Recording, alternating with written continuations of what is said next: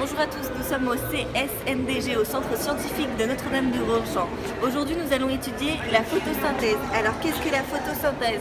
C'est un processus permettant à la plante son autotrophie, c'est-à-dire qu'elle va permettre la production de matières organiques nécessaires au fonctionnement et à la croissance de la plante. Va alors être effectué des échanges gazeux, une absorption d'O2 et un rejet de CO2 ainsi qu'une production de matière organique. Allons avec ma collègue la biologiste Charlotte de Torcy, nous allons vous expliquer maintenant plus précisément ce merveilleux processus qu'est la photosynthèse. Donc la photosynthèse, elle se passe dans les chloroplastes. Donc les chloroplastes, c'est des organites de couleur verte, spécifiques aux cellules chlorophyllènes dans lesquelles se déroule la photosynthèse. Donc dans le chloroplaste, il y a un stroma. Donc le stroma, c'est un gel hydraté qui constitue l'extérieur du chloroplaste dans lequel se déroule la phase chimique de la photosynthèse.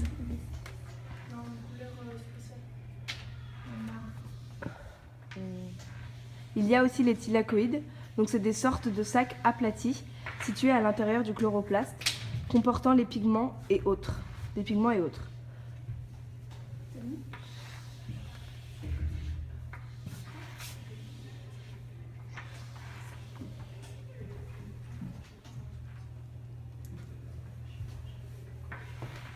Donc là, ce sont des granums qui sont formés de thylakoïdes.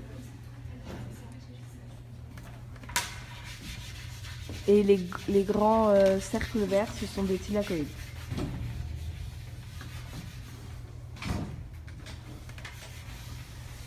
Donc en orange, c'est le stroma.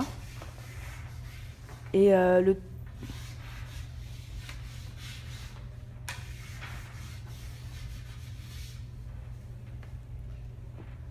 le tour du cercle, c'est l'enveloppe. Donc on a deux membranes. Et en rose, on a donc les amidons.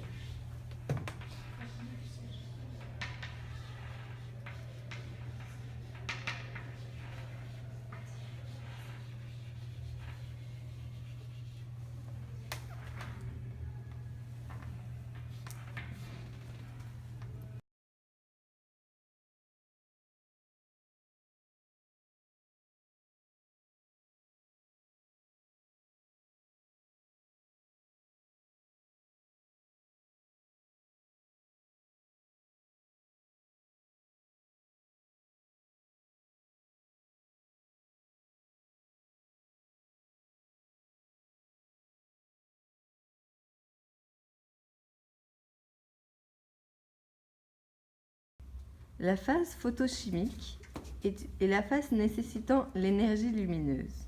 Elle a lieu dans les membranes des thylakoïdes, structure des chloroplastes. La lumière est absorbée au niveau des photosystèmes de la membrane des thylakoïdes. Il y a système d'oxydoréduction. C'est le point de départ de la libération d'électrons par les pigments photosynthétiques excités. Deux événements vont alors se dérouler. L'oxydation de l'H2O permettant la production de CO2 et la réduction des accepteurs R situés dans le stroma en RH2, transporteur réduit. Lors de la décomposition de l'eau, lors de son oxydation, il y a libération de protons qui se concentrent à l'intérieur des thylakoïdes, le lumen. Cela forme un gradient de protons de part et d'autre de la membrane des thylakoïdes.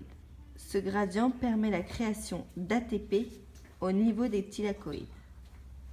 L'ATP disponible au niveau des membranes des stromas.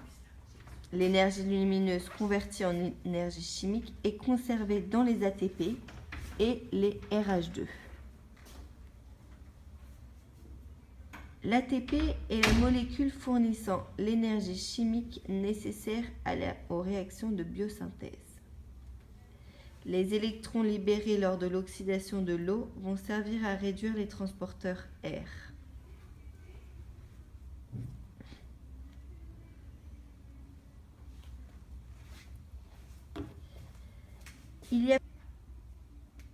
Donc, la phase chimique dans le stroma.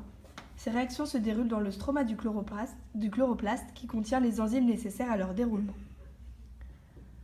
Donc, le dioxyde de carbone se fixe sur un accepteur organique, le ribulose biphosphate ou RUBP.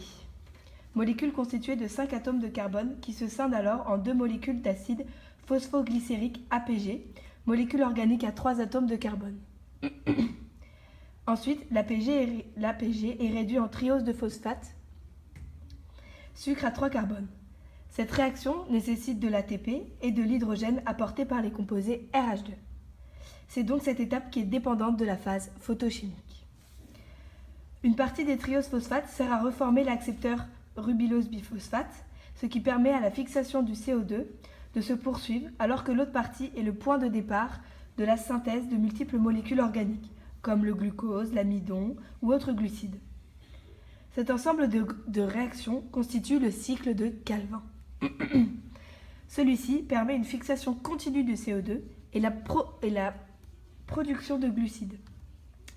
S'il ne nécessite pas directement de la lumière, il en est cependant tributaire car le cycle ne peut tourner sans un apport d'ATP et de RH2 formés au cours de la phase photochimique. Donc ces deux phases, elles sont certes pas en même temps, mais elles sont complémentaires.